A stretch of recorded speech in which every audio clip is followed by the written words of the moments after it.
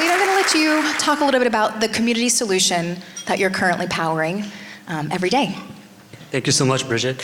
The main solution that I'm powering is ensuring that our cities, our communities, our workplaces, and in particular our campuses and schools are a place where all people of all backgrounds, people from marginalized communities, people from minority communities, people from across the socioeconomic spectrum can feel welcomed, can feel allowed, can feel ready to express themselves in all ways.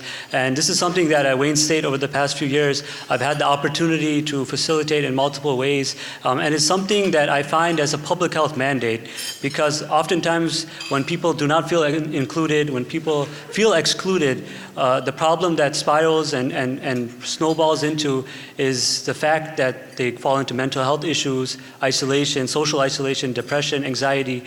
So this is something that over the past few years at Wayne State, I've become really passionate about the past 3 years, just facilitating an array of services, peer mentor services, so that marginalized students or first generation college students can feel that they have a support system there.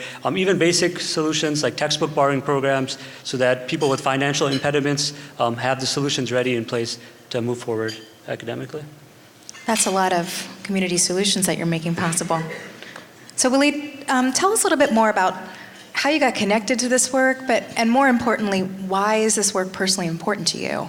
So this really has its roots in high school. I graduated here from Skyline High School, and at the time we had a really radical idea. How can we make Skyline High School the most healthiest high school in the state of Michigan? And at the time it was just an idea, but in a span of 2.5 years with the help of St. Joseph and other community partners, we were able to make great strides towards that goal. And this really started me on my pathway towards public health. When I came to Wayne State, there was an array of programs that I was able to become part of. For example, the Detroit Fellows Tutoring Project, where I spent an entire semester in some of the most underperforming schools in the state of Michigan, some of the most segregated schools in the state of Michigan, above all giving them hope. In addition to literacy skills, phonetic skills, speaking skills. Additionally, I've been in some of the most underperforming or some of the most polluted areas of Detroit, like Southwest Detroit, where air polluters still today are poisoning Hispanic communities and African American communities. And these are just some of the community services that really got me involved. We're talking about problems, and now I want to shift to aspirations. So what's your biggest hope? What do you hope will be realized through your efforts to shift the inclusiveness on campuses and to address health disparities where you're going to school and where you're living?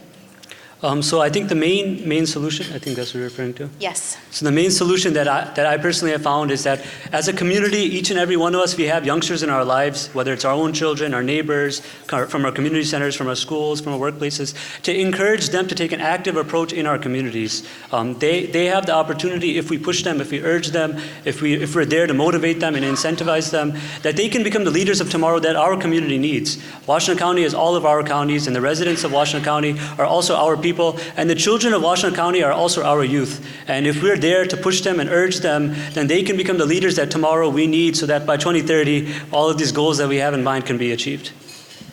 All of us have a role in powering community solutions. So my question really to all of you is, what role after today, after lunch, after we leave here today, what role will each of you take on?